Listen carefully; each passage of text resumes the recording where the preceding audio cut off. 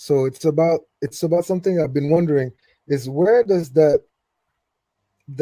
characterization of the Quran being preserved word for word, haraka for haraka, dot for dot, where does it come from? Do you think it's accurate? And do you think it's something that we can still use?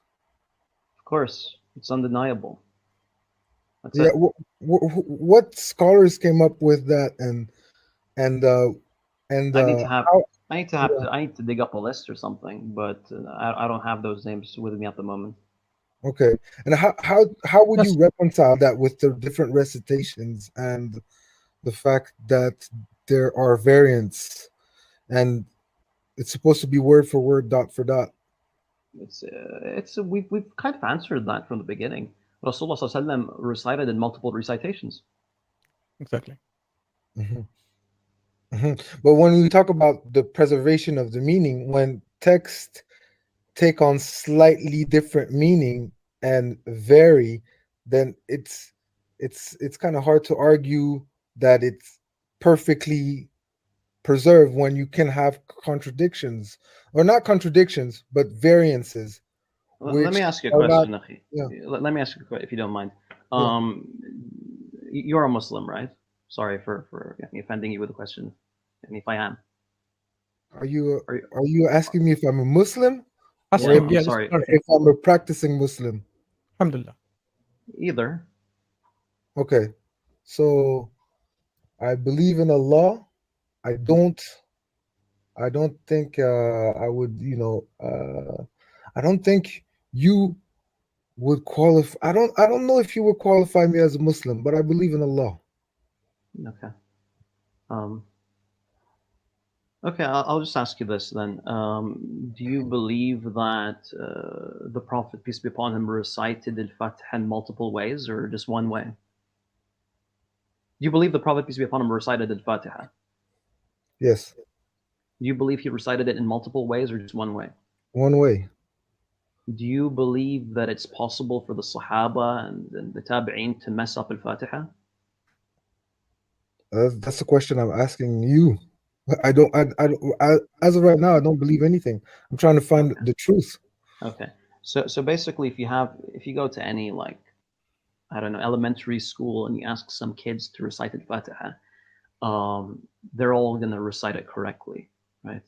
Let alone يعني, men, أخي, let alone the major reciters of the Quran, like Umar, Ali, Ubay, Uthman, Abu Darda, Abu Musa, Ibn Abbas. Is it possible that they're messing up Al-Fatiha? So, and it makes no sense. It really makes no sense that the simplest, the shortest, well, not the shortest, but the chapter that's recited by Rasulullah multiple times per day, six In Salah. times to an Mhm, audience, mhm. to his people, to the people behind him. It's not possible for the first generation of Muslims to mess that up. But the idea of the Sahaba messing up Al-Fatiha is something that it's something that's too hard for me to swallow. And that's why I believe, and any reasonable person should believe, that Rasulullah did actually teach Al-Fatiha in multiple modes. And he actually taught the full Quran in multiple modes. Okay, and that would be how many different variants? It, 37? oh, so it's so remember, it's seven modes. It's seven 7 modes. modes. Yeah, yeah. However, you can combine the modes, and by making combination of modes, you have multiple recitations. Okay. Thanks a lot for your answer. It's all good, bro. Jazakallah khairan. You're welcome. And Hope you have a have good a Ramadan, bro. May Allah thank you. strengthen you. Yeah. This idea that the Quran is preserved word for word, or haraka for haraka, you don't find this kind of opinion in the classical sources. And people will always tell you, well, the Quran is preserved, and inna nazzalna dhikra wa inna lahu lahafidhun. It means it is protected. Well, sure, but let us go to these sources and tell us what does it mean, preservation.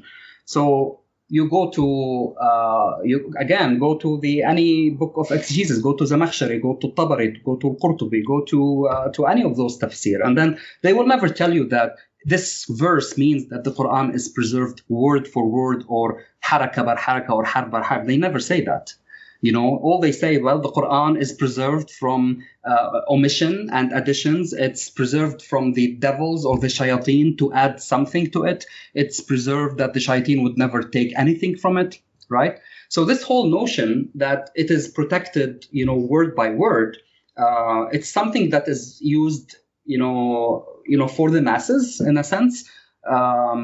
And it's not, based on any academic research, not necessarily Western academic. I'm just talking about even academic research by classical Muslim scholars, because they already knew that when you talk about the Quran being preserved word by word or haraka by haraka or etc., that we do have many problems and inconsistencies in the tradition regarding those variant readings.